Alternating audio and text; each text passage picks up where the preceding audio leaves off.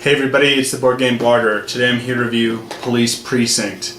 Now, this is a really fun cooperative or semi-cooperative game, and it's a kickstarted game put out by Common Man Games, and unfortunately there are a few sort of elements that reveal this is a kickstarted game. The rule book here, it's pretty atrocious. It's not a well-written rule book at all. There's no table of contents, no index, complaint I often make. But here, you know, that aside, the setup page here is really, even just setting up the game, it's not well written. It's not easy to quickly refer to things. And so, you know, they've got the picture, and then, you know, they've got it alphabetized. But then when you're trying to tell what that is here on the setup chart, it's difficult to do. Now, Common Man Games has re-released a setup chart. You can print it off. Really streamlines things, but out of the box, it's not the best. And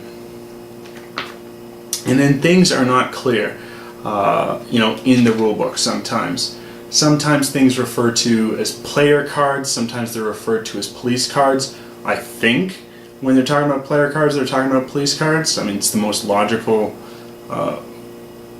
you know, step to make, but just certain things aren't really clear laid out. Sometimes, you know, a street is referring to just a section of the street. Sometimes it means, you know, like the block, which would have been a lot easier, you know, if things said, oh, the block, but street sometimes means the block, sometimes it means the whole street. And there's things like that, a few printing issues.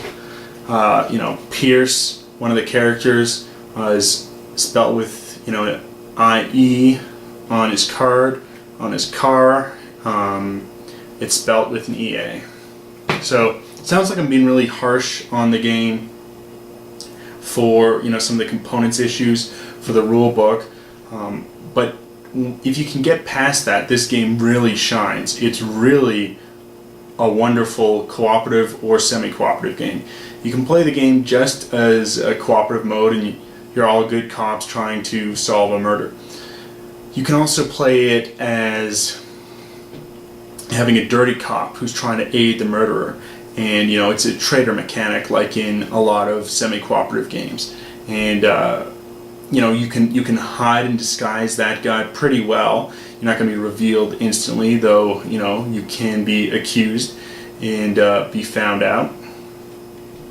And what's really neat about this is it's really easy to modify the difficulty given the number of players you have. There's a lot of, you know, different moving parts in this game that if the game's a little too difficult, you know, there's several different ways you can make it easier. If you want a harder game, you know, it's easy to make that more difficult too. It's not like some cooperative or semi-cooperative games where there's just like a basic, medium, and hard variant. There's a lot of ways to kind of change the difficulty, and I really like that. You know, there's not many cooperative or semi-cooperative games like that.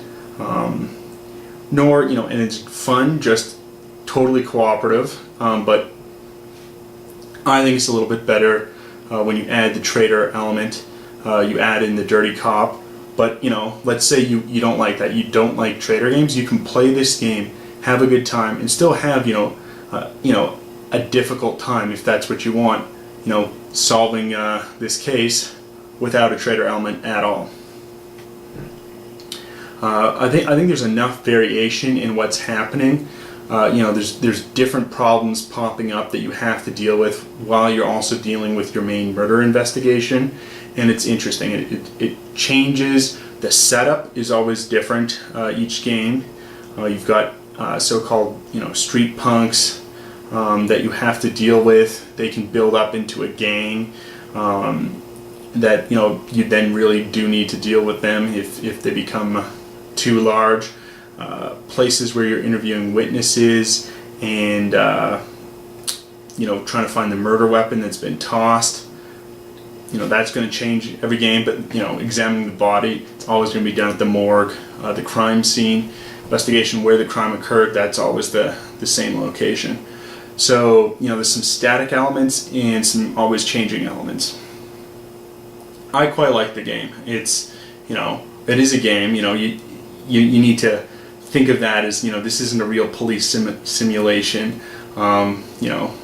Just simply driving along and then deciding I'm going to go arrest these, street punks. Might be a few civil rights violations there in real life, but here, it works for the theme where you're just, there's these street punks and you just decide to go and arrest them.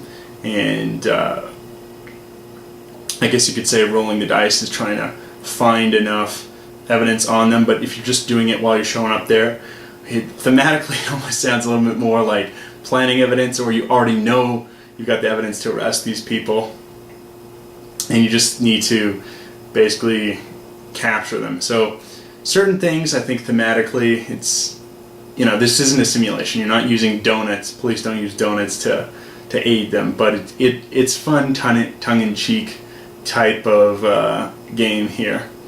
And it really works as a solid game. Is it cooperative or semi-cooperative? There's just a lot of decisions to make. Some of these cooperative games or semi-cooperative games, it's really clear what the best decision to make is, and that's not here. Here there's so many moving parts, so many variables. It's not always this is absolutely the best thing. And so I like a game like that. I like a game that has more interesting decisions, tougher decisions to make, not a clear-cut, yes, this is the best, why am I, this isn't a decision at all. Not so in this game. Here there's really interesting decisions, and time plays well. You can get non-gamers into it pretty quickly, once you actually know the rules. This rule book, I think I once branded Kingdom of Solomon as having the worst, English language rule book. This takes the cake, just because this game's more complicated. So that's unfortunate. There are some pretty decent player aids, which I like, but there's some possible actions you can do. It's not detailed enough. I think it's, too many games don't even have a player aid at all. So I'm glad they've put this in, and it's a good quick reference chart, but then, it doesn't really define how you do an action. So, okay, I want to arrest street punks. How does that work? I'm going to have to go check the rule book, and there's no table of contents or index, so I'm going to flip through it for a while. And it's not a short rule book, it's 16 pages. So to not have a table of contents, it's really quite unfortunate. But I've kind of talked about it enough. I quite like this game. I think if you're interested at all in a cooperative style game, you should probably go out and get this right away. Because it really is that good in the cooperative, semi-cooperative genre. If you don't like those type of games, I don't know if there's anything here that should draw you to it. If you don't like Pandemic, if you don't like Battlestar Galactica, if you don't like Shadows of Camelot, if you don't like those type of games, you're probably not going to like this one either. I think this has some advantages over those other games, but this, it's still a cooperative or a semi-cooperative game.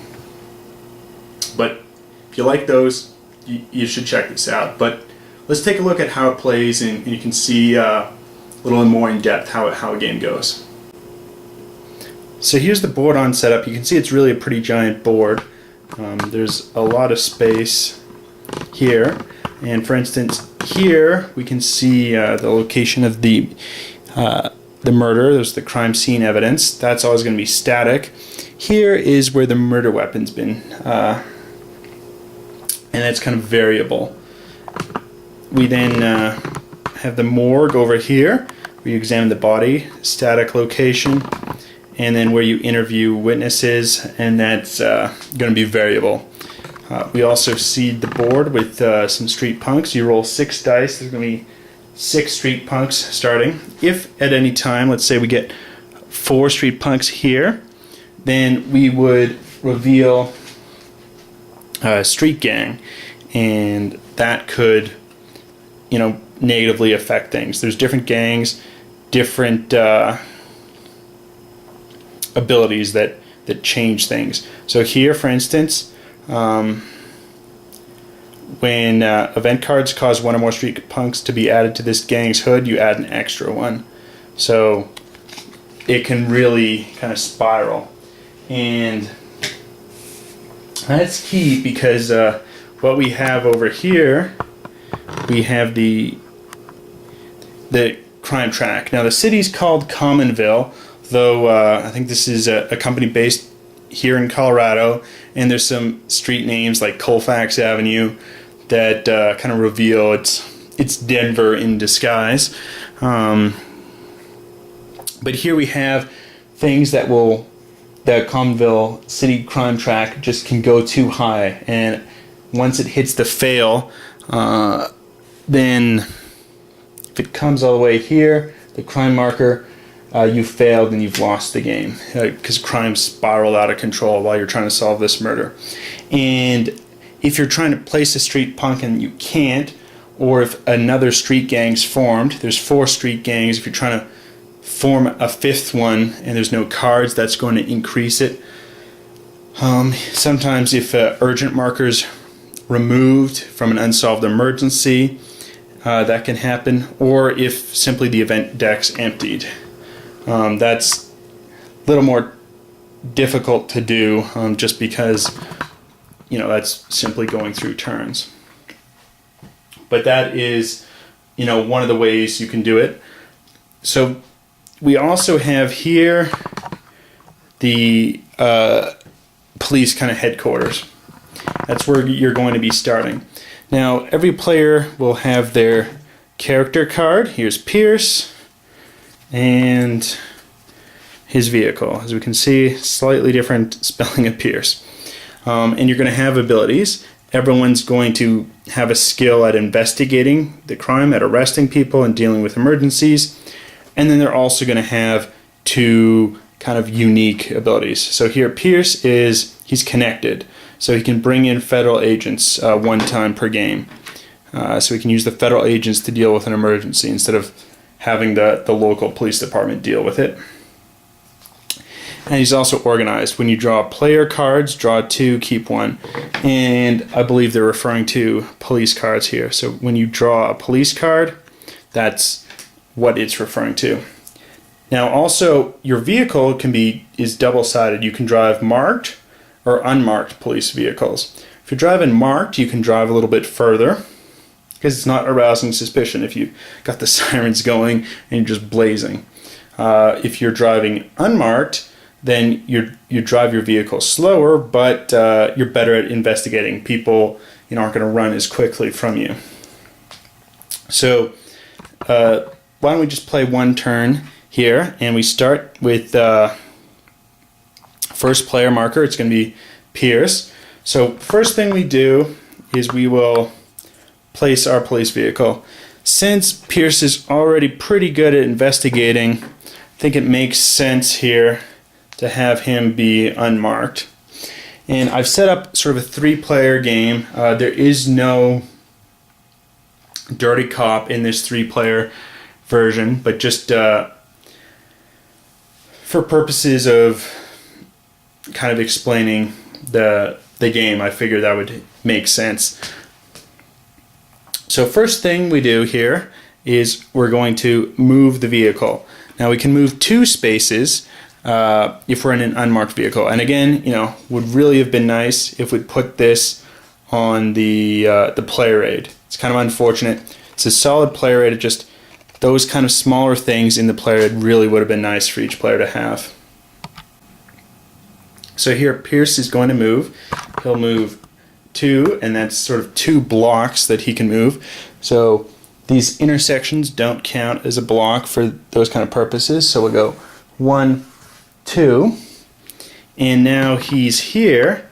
He can interview a witness. So now we can interview the witness. He will use his default here of 2 for investigating.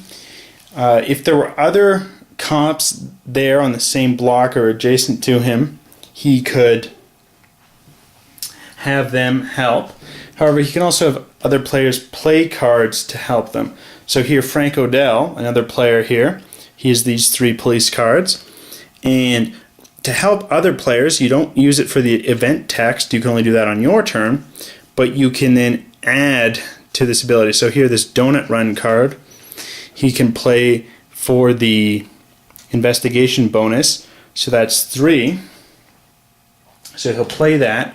And now Pierce gets to draw the top 3 interview cards. And so he has nobody home twice, but then he gets 1 witness statement. So now we move over here to the evidence and witness statements. Now there's 2 to collect. If we can zoom in here, you see there's 2 witness statements to collect. So we'll place 1 down. Now of the 2 nobody home cards, what happens is we discard 1, that's removed from the deck. This is now placed on the bottom and then shuffled.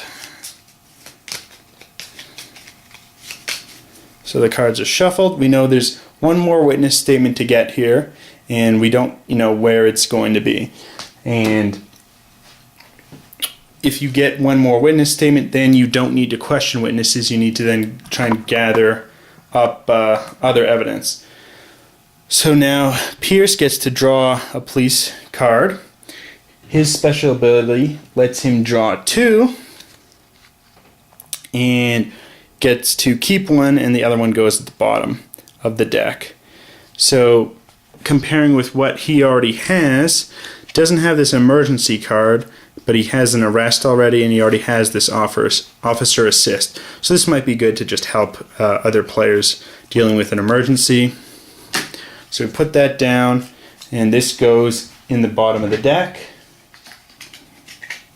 Next, we draw an event card, and it's officer down. So we take a patrol officer from this stockpile and place it lying down in a bad hood of your choice with 2 or more street punks. If it wasn't possible, if that condition didn't exist, we'd discard this one and draw another one. And until the street punks are removed from the hood, players cannot draw police cards. So if there's 2 or more, we can pick. So we're going to pick this bad hood here. We will place officer down.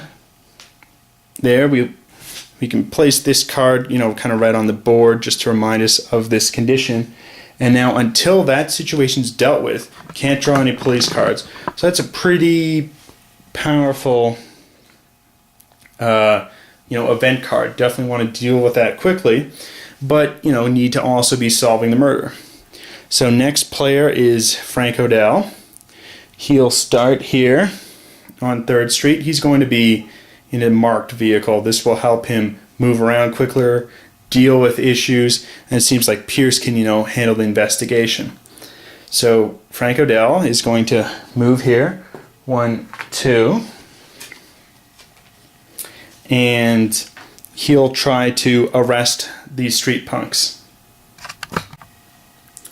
So we now try to arrest the street punks. We have 1 inability to arrest, can ask for help from our other players. So here, Pierce will play this card, giving him another. So he's now at 2 for arrest ability. That means he's going to roll 2 dice. Now, there's 2 street punks, so it's a little bit easier to arrest them than if there had been more.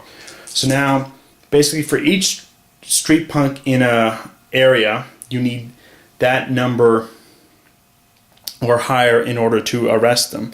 So with 2 street punks here, both dice need to be at 2 or higher to arrest both of them. If we'd only been rolling 1 dice, we could only arrest 1, even if it was a 6 or something. So we take the dice, we roll. It's a 6 and a 2. So we're able to arrest both street punks, and the officer goes back into the stockpile, and this condition is removed from play. Next, what happens is we take a police card, and it's the request assistance card. This is good to move other police close to your location. And we'll flip over, and we have another case. So it's crime wave. Add 3 street punks to the bad hood with the least number. In case of tie, we choose between the tie areas. So there's a couple of places. Why don't we just put 3 right back where we are, because we're already close to the location. And there's a bunch that are tied with 0. So 3 street punks go out there. That's the round for Frank Odell. Our third player, Joe Kinney. He will start, and he's going to start here marked as well, even though he can investigate pretty well.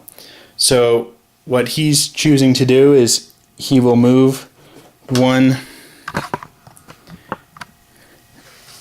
2, 3 to here and investigate this crime scene.